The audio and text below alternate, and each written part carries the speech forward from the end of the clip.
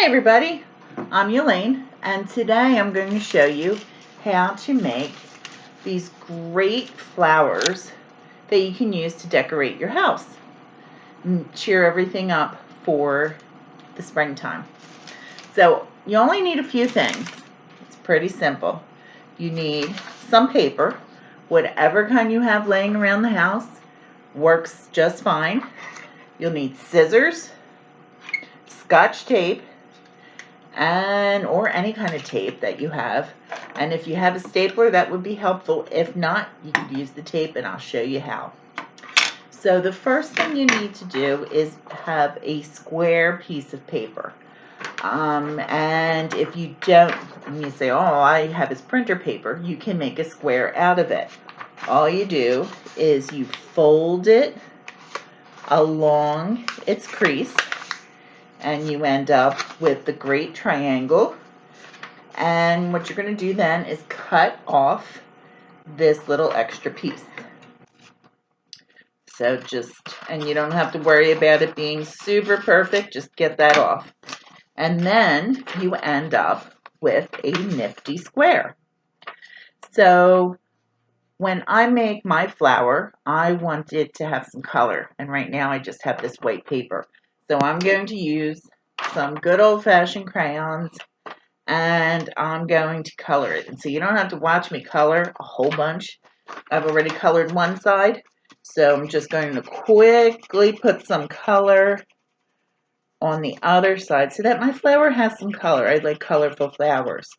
Now, if I was doing this in December or January, I might want to use just white paper and say they're snowflakes, and they're really pretty. And if you do it like that, you can add some glitter or some kind of sparkles or whatever you have around the house. You can add to it to make it look pretty. And even once they're colored like this, you can add glitter or sparkles. If I had it, I probably would. So now you have your square of paper, which I've kind of colored gently on either side. You can use crayons, you can use colored pencils, markers would probably work, but I would think that would take a long time to do that. So you're going to take your triangle or your square, you're going to fold it in half into a triangle. Then what you're going to do is fold it one more time in half so that you have a triangle that's folded into a smaller triangle. Then you want that crease at the bottom. And now you need your scissors. And you're going to make 3 cuts parallel to this edge. All right? So you're going to cut up and leave maybe about a 1/4 inch, little less than a 1/2 inch on each cut down at the edge so it stays connected. You don't want to cut it all the way through. So now you have, it looks like this. Okay, then you're going to take that, lay that out flat, open it up without ripping it, and you have this nifty square with these cuts. Now comes your tape. So you just want a little piece of tape. I usually like to break it off beforehand. And you start with your middle piece and you wrap it onto itself, connect it, and then you put your little piece of tape. Terrific.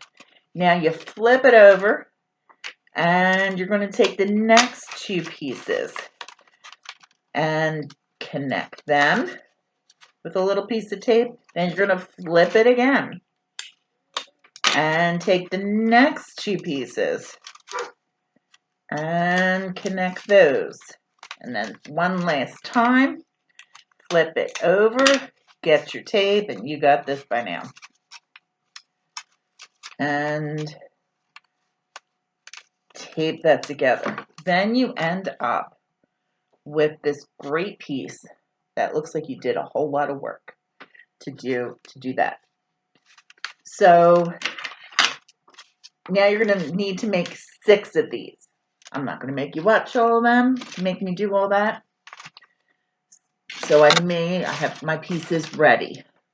You can line these up however you want. You can do it all one color. You could do it 6 different colors. I did 2 colors, and I'm going to do every other color. What I'm going to do is, see how there's a bigger side and a smaller side? I'm going to have all the bigger sides facing one way. So this piece I'm going to do blue, yellow, blue. Okay, and I'm going to take the bottom points, and you see the bigger sides are all facing in one direction. I'm going to take the points, line them all up together, and staple them. Now, if you don't have a stapler, you could tape each one of them together, and that would work as well. And then see how these match up here? Just going to put a staple in there. Again, if you don't have a stapler, little piece of tape. Let me see, I got to move this in here. Yeah, it is a little clumsy, but you get through it.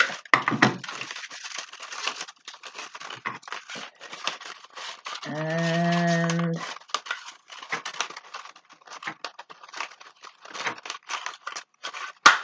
there, and that just helps to hold that together.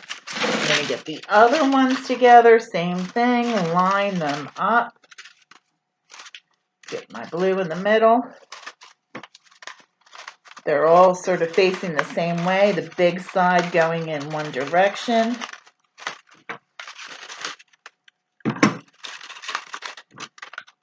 Put a staple in there. So now I have 2 of these pieces. Now I just need to put those together. Just going to put the 2